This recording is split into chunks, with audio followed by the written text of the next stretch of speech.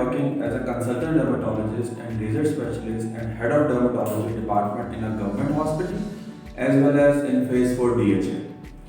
आज हम जिस टॉपिक पर बात करेंगे उसके बारे में बहुत से मिथ्स आजकल सुनने को आ रही हैं, तो ये ज़रूरी समझा गया कि इस टॉपिक पर थोड़ी सी आगाही दी जाए। Topic PRP, platelet rich plasma therapy. Platelet rich plasma therapy को PRP कहा जाता है।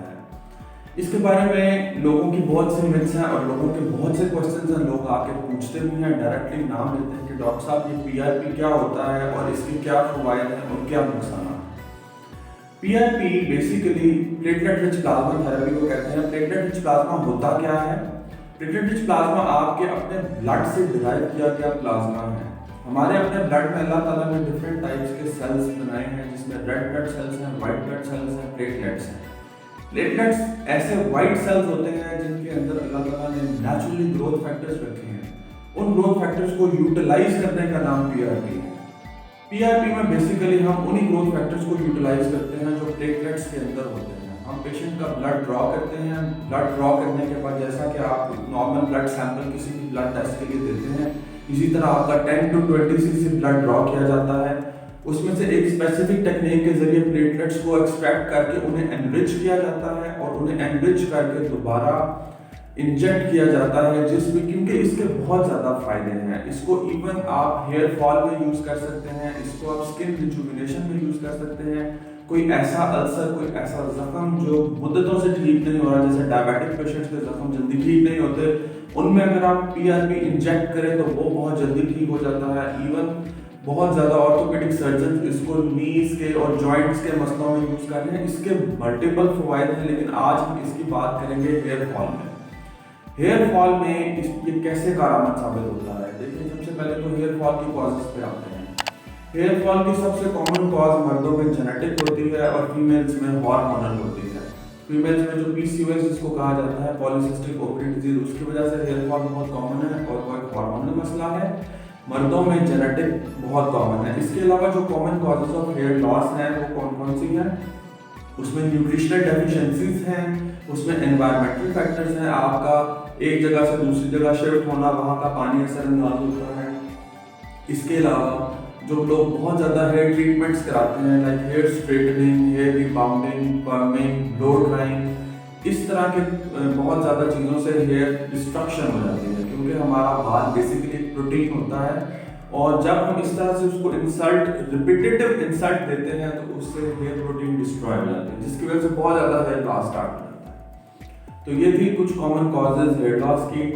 अब बात करते हैं PRP की। PRP आज से चंद साल पहले इस पर बहुत रिसर्च हुई और इसको डिराइव किया गया कि इन ग्रोथ फैक्टर्स का बहुत अच्छा रिजल्ट आता है जब आप इनको इंजेक्ट करते हैं hair loss, active hair loss के इश्यूज में। लोग बहुत ज़्यादा पूछते हैं कि डॉक्टर साहब कहीं ऐसा तो नहीं होता कि इससे ज़्यादा हेयर लॉस हो जाए या हम इस ट्रीटमेंट को कराएं तो इससे कोई रिएक्शन हो जाए? लेकिन सबसे पहली बात तो ये है कि ये आपके अपने ग्रोथ फैक्टर्स होते हैं, इंसान के अपने आपके अपने ब्लड से डिराइव किए जाते हैं। रिएक्शन का चांस 0 है, 0% रिएक्शन का चांस होता है, इसमें कोई रिएक्शन का चांस नहीं होता।